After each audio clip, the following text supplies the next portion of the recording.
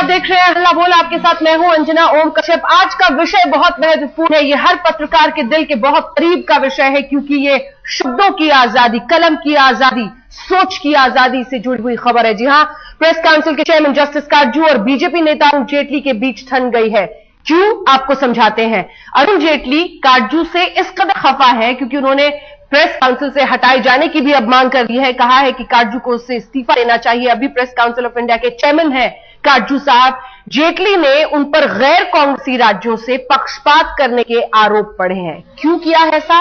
क्योंकि जस्टिस काटजू ने कुछ ऐसी रिपोर्ट सामने रखी है। लगातार वो मीडिया में आर्टिकल्स लिखते रहे हैं जिसमें उन्होंने नरेंद्र मोदी पर निशाना साधा है, जिसमें उन्होंने नीतीश कुमार पर निशाना साधा है। काटजू ने सफाई देते हुए कहा कि उन्होंने कभी कोई पक्षपात नहीं किया।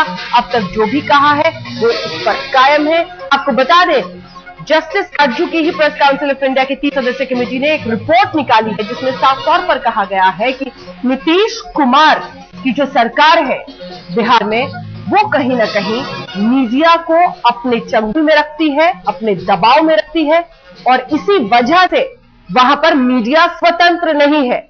एक लोकतंत्र में इससे गंभीर आरोप किसी की सरकार पर नहीं लगाए जा सकते हैं कि वो ब्लैकमेल करते हैं बिहार की मीडिया को।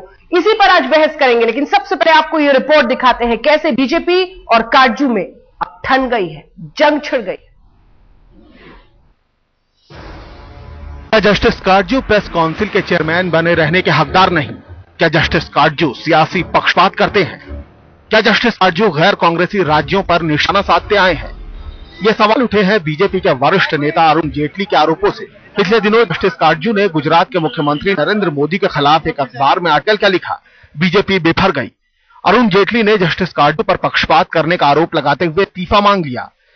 जेटली ने बीजेपी की वेबसाइट पर लेख लिखकर मांग की कि या तो जस्टिस काटजू खुद प्रेस काउंसिल ऑफ इंडिया के चेयरमैन पद से इस्तीफा दे दें या फिर उन्हें हटा दिया जाए। जेटली ने आरोप लगाया है कि जस्टिस काटजू का अखबार में लिखा लेख पूरी तरह राजनीति से प्रेरित है। आरोप यह भी मढ़ा कि वो उन लोगों को खुश करने के लिए गैर कांग्रेसी राज्यों पर निशाना साध रहे हैं जिन्होंने उन्हें ये अहम जिम्मेदारी सौंपी है। जेटली के लेख के बाद पूरी बीजेपी का रुख हमलावर हो चला है। पार्टी पूछ रही है कि जस्टिस काटजू को गैर कांग्रेसी राज्यों में गलतियां क्यों दिखती हैं? उनकी नजरें बिहार, गुजरात और पश्चिम बंगाल से आगे क्यों नहीं जाती? जेटली की चिट्ठी के बाद पूरी बीजेपी का रुख हमलावर हो चला है। पार्टी पूछ रही है कि जस्टिस काटजू को गैर कांग्रेसी राज्यों में गलतियां क्यों दिखती हैं? उनकी नजरें बिहार, गुजरात और पश्चिम बंगाल से आगे क्यों नहीं जाती? प्रेस काउंसिल के चेयरमैन के पद और सुप्रीम कोर्ट के रिटायर्ड जज के बारे में हम पूरा सम्मान करते हैं, लेकिन जिस तरह से उनकी टिप्पणियां आई हैं गैर कांग्रेसी सरकारों के बारे में, चाहे वो बिहार की सरकार हो या कुछ बंगाल का विषय हो, या एक प्रकार से अभी जो उन्होंने नरेंद्र मोदी के बारे में जो लेख लिखा है, ये बहुत ही दुर्भाग्यपूर्ण है। बीजेपी के तमाम हमलों के बाद भी जस्टिस काटजू अपने रुख पर कायम है। उनका दावा है कि उन्होंने कभी भी कुछ भी गलत नहीं कहा और ना ही कोई पक्षपात किया है। जेटली और बीजेपी के आरोपों को निराधार बताया और फेसबुक मामले में महाराष्ट्र सरकार की खिंचाई करने का हवाला देते हुए खुद को निष्पक्ष जताने की कोशिश की। फेसबुक पे वो शाहीन लड़की ने लिखा था, उसकी गिरफ्तारी की थी महाराष्ट्र की पुलिस ने। मैंने महाराष्ट्र के चीफ मिनिस्टर को 2 बड़े सख्त चिट्ठी लिखी और कहा बिल्कुल ये टॉलरेट नहीं होगा, और मेरे चिट्ठियों पे वो पुलिस वाले सस्पेंड हुए। फिर ये जो अभी प्रेजेंट चीफ मिनिस्टर हिमाचल के हैं वीरभद्र सिंह, इन्होंने एक मीडिया वाले से कहा था तुम्हारा कैमरा तोड़ देंगे, तो मैंने बड़ा स्ट्रांग स्टेटमेंट इशू किया कि बिल्कुल ये सब बर्दाश्त नहीं होगा। असीम त्रिवेदी के गिरफ्तारी जो कार्टूनिस्ट था, मैंने स्टेटमेंट दिया। तो ऐसा नहीं कि मैंने कांग्रेस गवर्नमेंट के अगेंस्ट नहीं दिया। दरअसल काटजू ने एक अखबार में लिखे अपने लेख में मोदी की आलोचना करते हुए देश के लोगों से अपील की थी कि वो सोच समझकर प्रधानमंत्री चुने। उन्होंने मोदी को गुजरात दंगों का गुनहगार तक ठहरा दिया था। इससे पहले जस्टिस काटजू की अध्यक्षता में प्रेस काउंसिल ऑफ इंडिया ने एक रिपोर्ट जारी की थी जिसमें बिहार के नीतीश कुमार सरकार पर भी प्रेस की स्वतंत्रता को कुचलने के आरोप लगाए गए थे।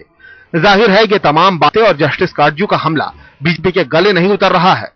नजरें 2014 चुनाव पर हैं। सवाल छवि का है। बीजेपी को मालूम है कि प्रेस काउंसिल ऑफ इंडिया के चेयरमैन की बातें पार्टी और गठबंधन की छवि को नुकसान पहुंचा सकती है। शायद यही वजह है कि बीजेपी ने सीधा हमला काटजू की छवि पर किया है।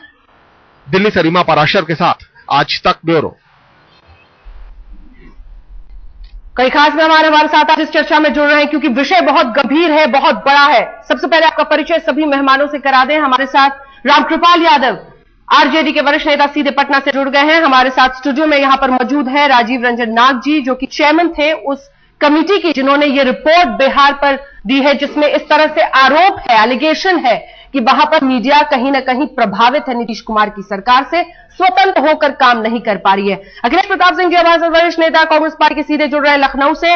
मीनाक्षी लेखी जी हमारे साथ वरिष्ठ नेता बीजेपी की जुड़ गई हैं राजधानी दिल्ली से ही, और खास मेहमान राजीव रंजन जी जो कि जेडीयू की तरफ से प्रवक्ता है, वो हमारे साथ जुड़ गए हैं। सबसे पहले राजीव रंजन जी आपके पास आते हुए, आरोप बहुत गंभीर है। आरोप यह है कि बिहार में मीडिया स्वतंत्र नहीं है। कितना सच कितना झूठ, कम से कम पहले आपका पक्ष तो जान लिया जाए। निश्चित तौर पे जस्टिस काटजू को प्रेस काउंसिल को ढेर सारी शिकायतें मिली थी। नाग साहब मैं चाहती हूँ पहले राजीव रंजन जी बोल दे, फिर मैं आपके पास आऊँ जी। 1982 में हम सब जेल गए हैं। हाँ, और प्रेस की आजादी इस सरकार का संकल्प है। जिस तरह से प्रेस की इंटेग्रिटी को सवालों के घेरे में लाया गया है, पत्रकारिता जगत की जो एक गौरवशाली विरासत रही है और जो एक लंबी यात्रा बिहार में पत्रकारिता जगत की रही है, हाँ, कहीं ना कहीं आज उन पर सवालिया निशान लगे हैं। नहीं, और जिस तरह से जो बातें रखी गई हैं, ये पिछले कुछ सालों की बात कही गई है, पूरे विरासत की बात मत कीजिए। रंजन साहब बहुत फोकस बहस कीजिए। ये पिछले कुछ वर्षों की बात हुई है, पूरे विरासत की बात नहीं हो रही है, तो इसको इतिहास से जोड़कर नहीं। इस वक्त जो आरोप है वो ये है कि मीडिया उन खबरों को रिपोर्ट नहीं करती है जब पटना की सड़कों पर लोग विरोध जताते हैं, या फिर जिसे आप सुशासन कहते हैं और जनता कई बार कुशासन का नाम लेने की कोशिश करती है, तो वो खबरें मीडिया में नहीं दिखाई जाती हैं। आपका इसमें कितना हाथ? देखिए, जस्टिस काटजू ने बिहार के बदलाव को नहीं भांपा है। बिहार में अगर समाचार में जो प्राथमिकताएं बदली हैं समाचार पत्रों की, तो वो उसकी वजह यह है कि सुशासन ने अगर जगह बनाई है, अगर यहाँ कानून व्यवस्था की स्थिति में बदलाव हुआ है, यहाँ विकास अगर एक मॉडल के तौर पर बिहार की पहचान बनी है, तो निश्चित तौर पर समाचार पत्र समाज का आईना है और राज्य का आईना है। तो जो सच्चाई है वही वो बयान कर रहे हैं। तीसरी बार आपसे वही सवाल पूछ रही हूँ, जो नाम जो अलग अखबारों नहीं, रंजन साहब बात करेंगे, रंजन साहब तीसरी बार क्या पटना की सड़कों पर या बिहार की अन्य जगहों पर सड़कों पर जो विरोध होता है उसे जिस तरह से अखबारों में या मीडिया में दिखाया जाना चाहिए वो नहीं दिख पा रहा है, ये सवाल है। विकास का मॉडल अलग बात है।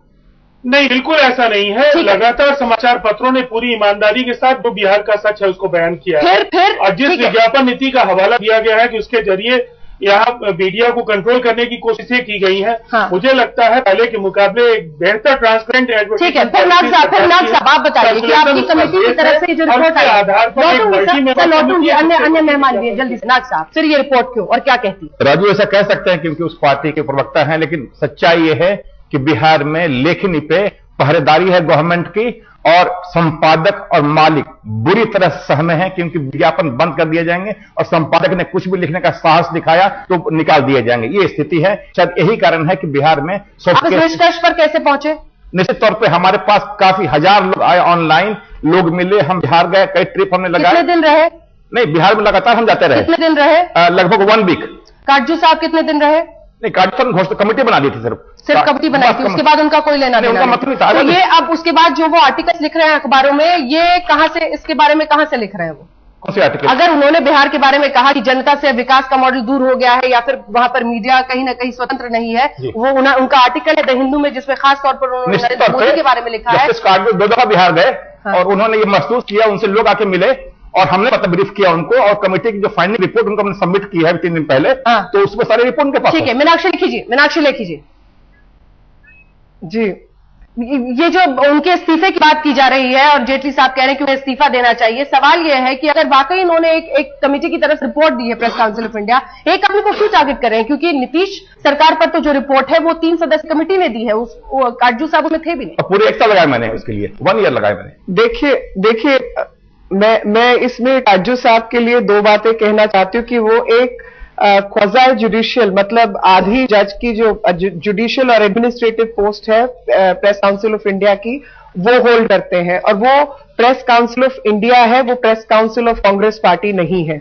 और जब प्रेस काउंसिल ऑफ इंडिया का कॉन्डक्ट या उसके चेयरमैन का कॉन्डक्ट किसी कांग्रेस स्पोक्स पर्सन वाला होने लगता है तो उसकी सियासत कहीं ना कहीं दिखाई देती है।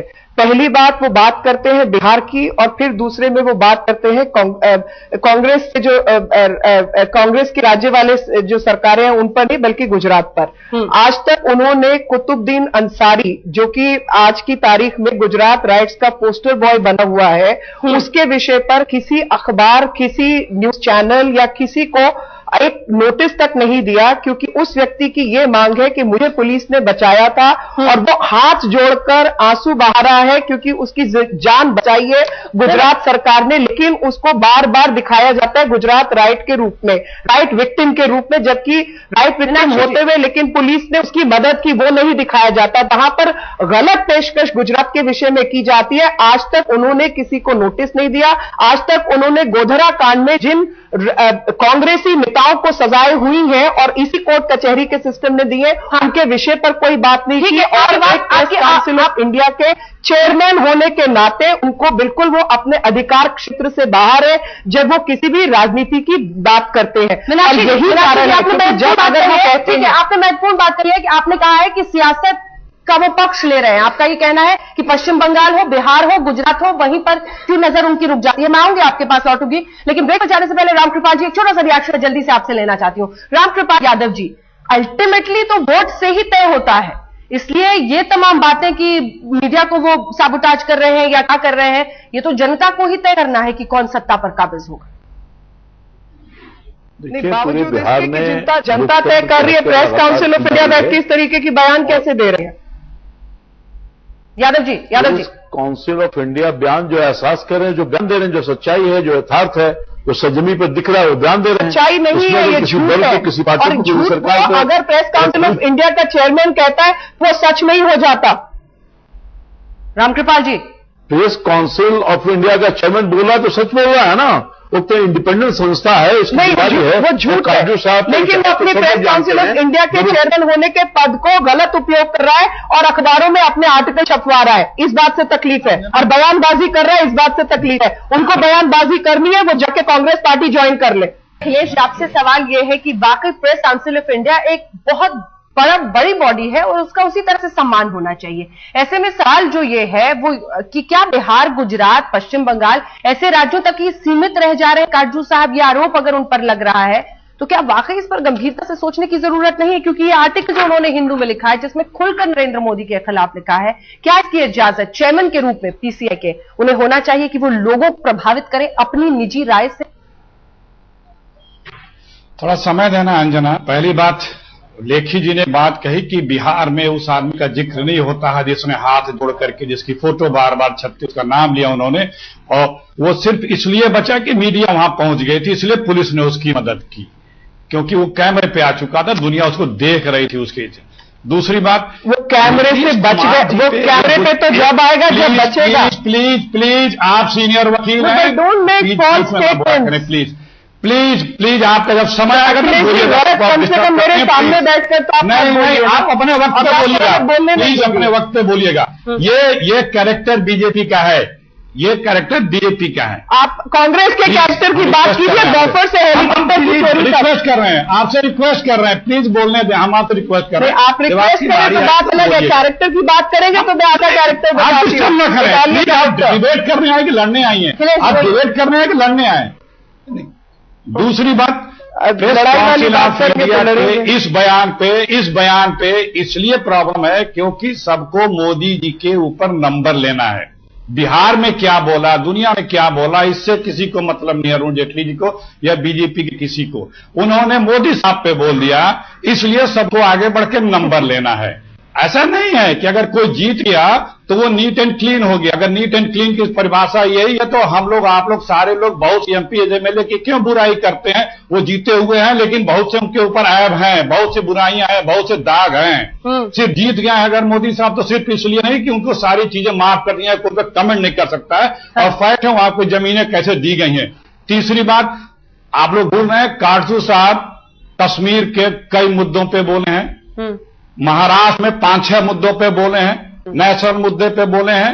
सिर्फ वो दिखता है इन लोगों को, इन लोगों के किसी के ऊपर अगर आपने किसी कोई ऐसी बात कर दी जो सत्य है, शख्सियत पर उंगली चीजें, तो ये अखिलेश जी, किस कांग्रेसी शख्सियत पर उन्होंने सीधे सीधे उंगली उठाई है अब तक, जरा बताएं।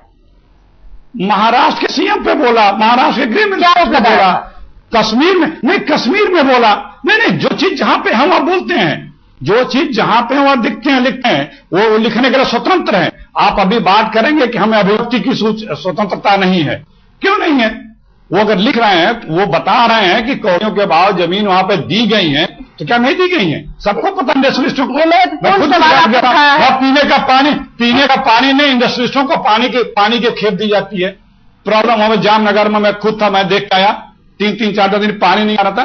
तो ऐसा नहीं है, ऐसा नहीं। देखिए, इसी सवाल का जवाब अपनी अभिव्यक्ति की वो है। तो अरुण जेटली ने यह कहा है कि जस्टिस काटजू को प्रेस काउंसिल ऑफ इंडिया के चेयरमैन पद से इस्तीफा देना चाहिए। उन्होंने कहा है कि जिस तरह से वो नरेंद्र मोदी, नीतीश कुमार या फिर गैर कांग्रेसी राज्यों पर हमला बोल रहे हैं, ये उनके पद के लिए ठीक नहीं है। जेटली के इन आरोपों को लेकर जस्टिस काटजू गुस्से में है। आज तक संवाददाता रीमा पराशर से बातचीत में उन्होंने जेटली पर पलटवार किया। बीजेपी नेता अरुण जेटली के एक नए आर्टिकल के बाद नया विवाद खड़ा हो गया। हमारे साथ है जस्टिस काटजू, जिनके ऊपर कई तरह के बीजेपी आरोप लगा रही है। आपका इस्तीफा मांगा है सीधे सीधे अरुण जेटली ने। मैंने इस्तीफा मांगा अरुण जेटली का, वो राजनीति के योग्य नहीं है।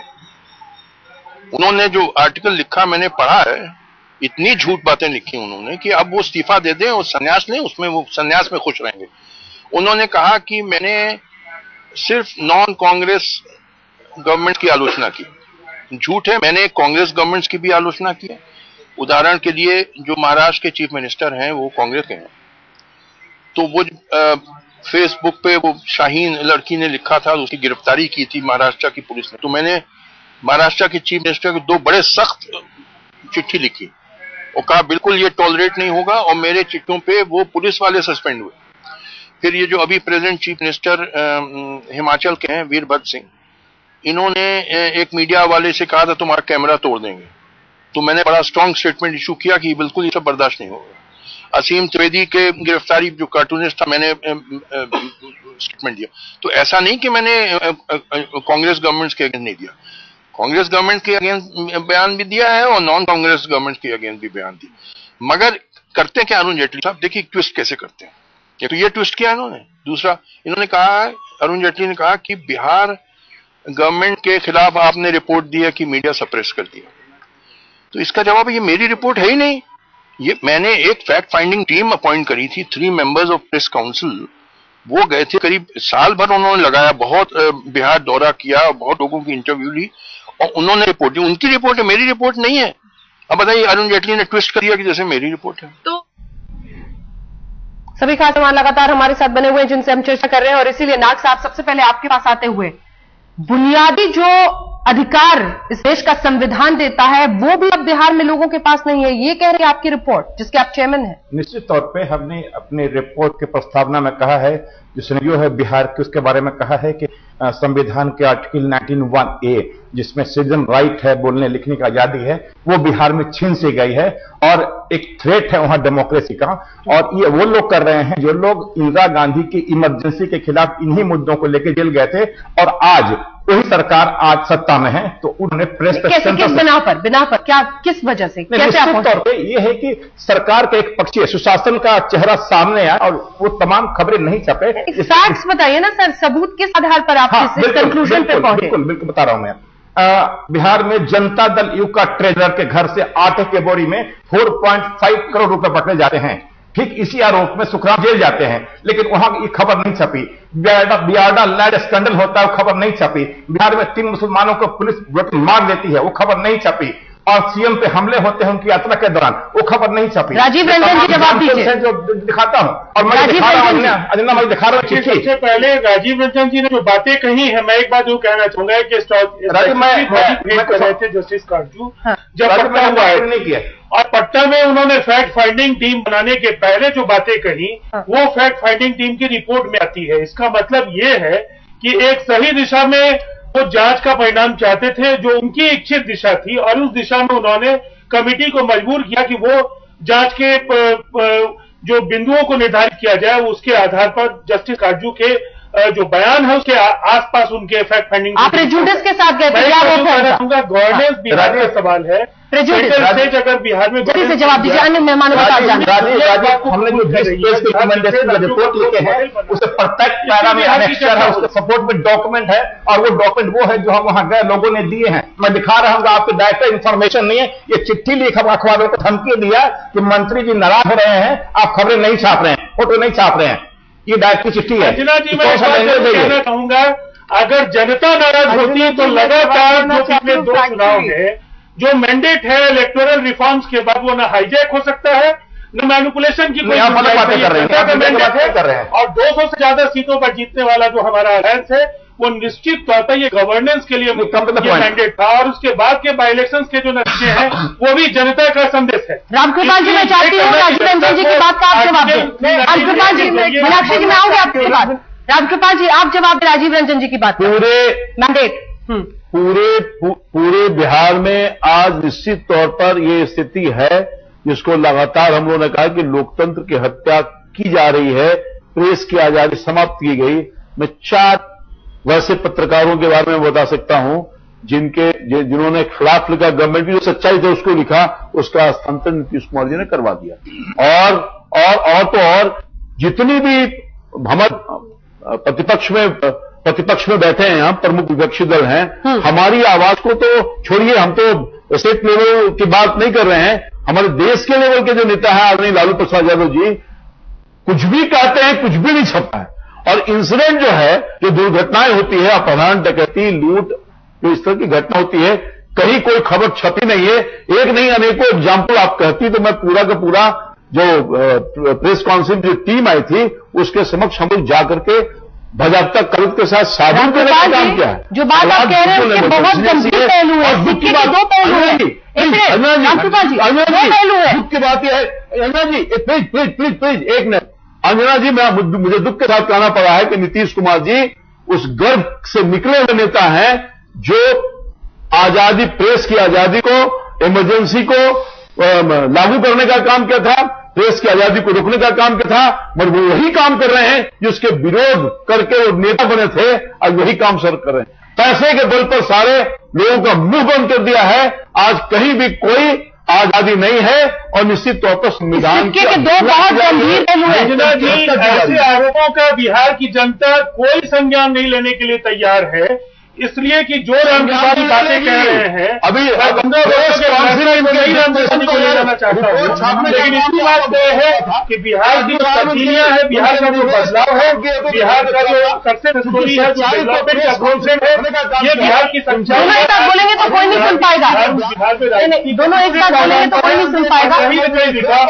अगर मीनाक्षी जी जल्दी से आप अपनी बात रखिए। 1 सेकेंड, मैं एक्चुअली 3 बातें बताना चाहती हूँ। पहली बात काजू साहब ने कहा कि जो कमेटी उन्होंने अपॉइंट की थी वो 1 साल तक बिहार में रह के आई है, जबकि जो व्यक्ति आपके कमेटी के मेंबर आपके स्टूडियो में है उन्होंने खुद एडमिट किया कि वो 8 दिन के लिए मात्र वहां पर थे। दूसरी बात, काजू जी ने कहा कि उन्होंने महाराष्ट्र के चीफ मिनिस्टर को, मुख्यमंत्री को चिट्ठी लिखी जब 66A की वायलेशन हुई, लेकिन 66A की वायलेशन जब गृह मंत्रालय ने दिल्ली में बैठकर जर्नलिस्ट के ट्विटर और फेसबुक हैंडल को रोका, तब जस्टिस काजू ने उस पर कोई कार्रवाई नहीं की, और उसी तरीके से 3 हिंदू लड़कों के ऊपर एक गलत कार्रवाई हुई थी कश्मीर के अंदर, उसके विषय में आज तक कोई बात नहीं हुई। तीसरी चीज जो काजू साहब ने कहा कि मीडिया को कंट्रोल किया जाता है, तो 2000 करोड़ रुपया भारत सरकार मीडिया के लिए रखती है।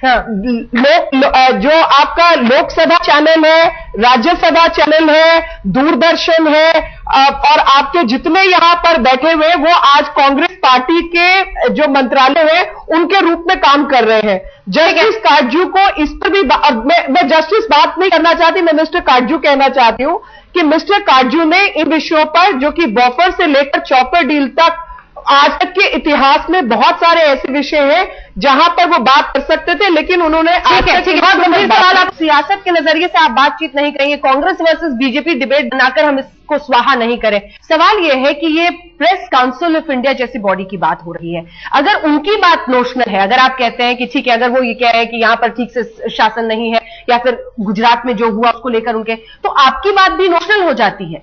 इसलिए दोनों ही तरफ से बहुत ही टाइट रोप वॉकिंग एक तरह से हम कर रहे हैं, और यह आरोप लगा देना इंफॉर्मेशन को आज के दौर में कौन रोक सकता है, कौन रोक सकता है? अखिलेश जी, देखिए, जब आप एक तरफ अभिव्यक्ति की अधिकार की बात करती हैं तो इस पे हर जगह टीका टिप्पणी और कॉन्स्टिट्यूशनल पदों पे बैठे लोगों पे प्रतिक्रिया नहीं देनी चाहिए। जैसा उन्होंने बोला है कि रिटायर्ड होने के बाद ओबलाइज किया जा रहा है, तो उनके रिजीम में भी होता रहा है, हम नहीं कहते कि उनके रिजीम में क्यों किया गया, उसमें ही जाना चाहते हैं। बिहार में जो हुआ, ऐसा नहीं है कि यूपी में पिछले दिनों नहीं हुआ या पिछली सरकार में नहीं हुआ, आप लोगों से बेहतर कौन महसूस किया है? सबसे मीडिया जगत में आप लोग हैं, उसमें कोई डिबेट की बात ही नहीं है आप लोगों के बीच में, सब लोग आप लोग महसूस करते हैं। आप बिहार के नीतीश यात्रा को देखिए, जितना चैनलों ने जो चीजें दिखा दी, क्या प्रिंट मीडिया ने दिखाया हुआ? हम भी बिहार के अखबार पढ़ते हैं, बॉर्डर हैं, तो क्या वो चीज दिखी? क्या वो चीज दिखी? जी को देखिए, मैं बात जरूर कहना चाहूंगा और जल्दी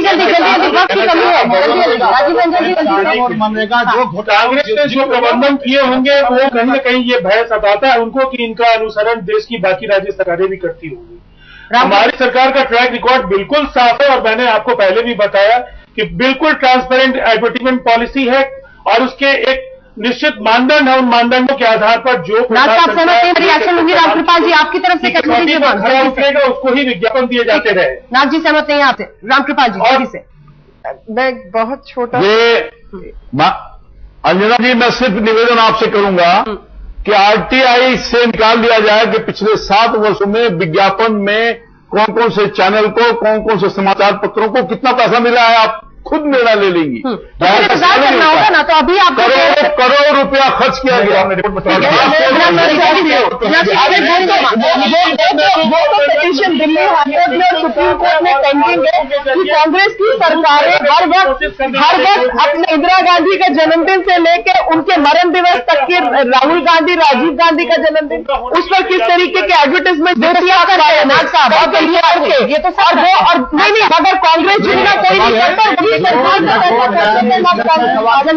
सवाल विज्ञापन का नहीं है, सवाल ये है कि सवाल विज्ञापन का नहीं, मैं ये कह रहा हूँ आसाम बिहार में 3 अखबार है, आसाम जब जल रहा था उस वक्त आसाम की खबरों को दबाया गया, और आज 10 साल 12 साल बाद तक आप गुजरात को उछालते रहते हैं। गुजरात काम कर रहे हैं। जल्दी से बात अब बोले, आप बोले। मैं ये कह रहा हूँ कि बिहार के जो अखबार है उनका आरएनए रजिस्ट्रेशन नहीं है, उनको विज्ञापन दिए जा रहे हैं, रीजनल एडिशन है। हम वहां कैंप करने लगे 1 ईयर के लिए, 8 दिन में हमने 16 डिस्ट्रिक्ट के पत्रकारों से, लोगों से बातचीत की है। हमें इस बहस का ऊपर अंत करना पड़ेगा, लेकिन एक आखिरी सवाल, आपने बिहार के अलावा किसी और मीडिया पर ऐसी स्पेसिफिक रिपोर्ट बनाने की कोशिश की है? आया ना? बिल्कुल नहीं। तो बस इसी पर इस बहस बात करेंगे, लेकिन इतना जरूर कहेंगे कि इस देश में ऐसी हिमाकत किसी को नहीं करनी चाहिए, कोई भी सियासतदान हो या पार्टी हो, कि वो मीडिया को या उसकी आजादी को, उसकी सोच के, शब्दों की आजादी को, कलम की आजादी को रोक सकेगा। ये जंग लगातार जारी रखनी पड़ेगी मीडिया के नजरिए से।